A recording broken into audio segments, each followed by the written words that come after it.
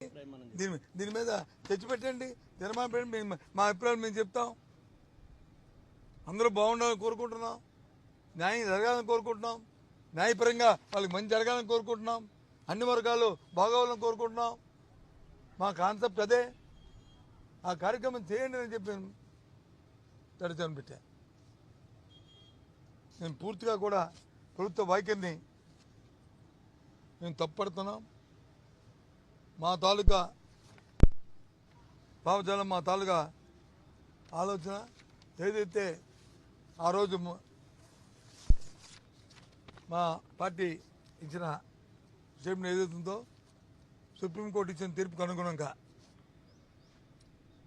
ఆ కులాల్లో ఉన్న, ఆ వర్గాల్లో ఉన్న ఉపకులాలు అన్నీ కూడా అందరూ కూడా మంచి జరగాలి, మేలు జరగాలి, గౌరవంగా వాళ్ళు సమాజంలో బతికే విధంగా వాళ్ళు తీర్చిదిద్దాలి.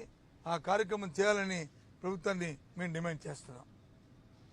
వాళ్ళకి న్యాయం చేయాలని మేము డిమాండ్ చేస్తాం. అంతేగాని రాజకీయ స్వార్థం కోసం, రాజకీయ అవసరాల కోసమో, రాజకీయ ఎత్తుగడలకో చీప్ ట్రిక్స్ వేసుకొని చిన్న ఆలోచనతో కార్యక్రమాలు చేయడం సమంజసం కాదు.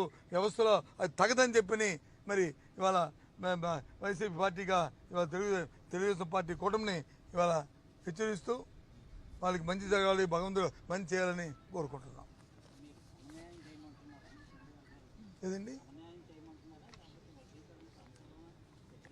మేము అనుకూలమో చెప్పలేదు, మంచి జరగాలని కోరుకుంటున్నాం. మంచి జరిగితే సంతోషం. మేము యూఆర్ నాట్ దేనికి మంచి జరగాలని కోరుకుంటున్నాం. మంచి జరిగే ప్రక్రియలో భాగం ఇది కాదు అంటున్నాం. మంచి జరిగే భాగం ఇది కాదు అంటున్నాం. ఇదైతే డిస్కషన్ జరగాలి కదా, చర్చ పెడితే దాని మీద వస్తాయి కదా. ఏవి సలహాలు లేవు కదా. మంత్రులందరూ ఎక్కువ శాసనమండలికే సమయం కేటాయించారు సార్, శాసనసభకు. మరి మీరు ఎందుకు అసంతృప్తి కలుగుతుంది? వాళ్ళు ఎక్కువ అసంతృప్తి సమయం కేటాయించిన సమయం మంత్రులు రావడం సంతోషమే, కానీ ఆ భాష వాళ్ళ బుల్డోజు వాళ్ళని వక్రీకరించడం, మేము వచ్చి ప్రశ్న ఒకటి అడిగితే వాళ్ళు వచ్చి ఇంకో సమాధానం చెప్పడం. ఎప్పుడు ఆవు కథలాగా మా చిన్నప్పుడు చదువుకున్న ఆవు తెల్లగా ఉండడం, ఆవు వచ్చి పాలు ఇస్తాయి, పాలు తెల్లగా ఉంటాయి, పాలు పెరుగు అవుద్ది, పెరుగు నెయ్యి అవుద్ది. ఇవన్నీ ఈ కథ రోజు చెప్పిందే చెప్పడం. ఎంతసేపు గత ప్రభుత్వాలు చెప్తే మరి వాళ్ళు ఎందుకు అక్కడ మంత్రులుగా ఉన్నారు?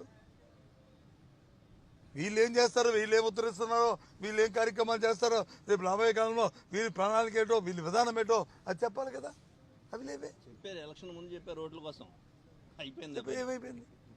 ఏమైంది? ఎలక్షన్ ముందు చెప్పిన మా సోదరులు చెప్పినట్టు ఎలక్షన్ ముందు చెప్పిన సూపర్ సిక్స్ ఏమైంది? ఆ ఫ్రీ బస్సు ఏది యాప్లు పెట్టారే, రాష్ట్రంలో ఎక్కడికి వెళ్ళిపోవచ్చు, ఏ తీర్థానికి వెళ్ళిపోవచ్చు. ఏమన్నా రాత్రి చూశాను ఒక యాప్. ఎంతో మన కుటుంబం ఇబ్బందిలో ఉంది, దేవుడి తీర్థాలకు వెళ్దాం అనుకుంటున్నాను, 4 సంవత్సరాలు పెట్టింది. ఆ తల్లి వచ్చి ఆ భర్తను అడుగుతుంటే మళ్ళీ ఆవిడే మళ్ళీ తిరిగి లేదు ఒక ఈ ఎన్నికల్లో అంటే ఇంకోటి చూపెట్టారని చూపెడుతుంటే ఎంత మోసం అండి, ఎంత దగా అండి, ఏ రకంగా చేశారండి. అవన్నీ జగన్మోహన్ రెడ్డికి, వైసీపీ పార్టీకి మాకు అలవాట్లు లేవు. అలాంటి ఉంటే ఇంకో 100 అబద్ధాలు చెప్పాను. అబద్ధాలు చెప్తే అవి ఎలాకాలం కొనసాగ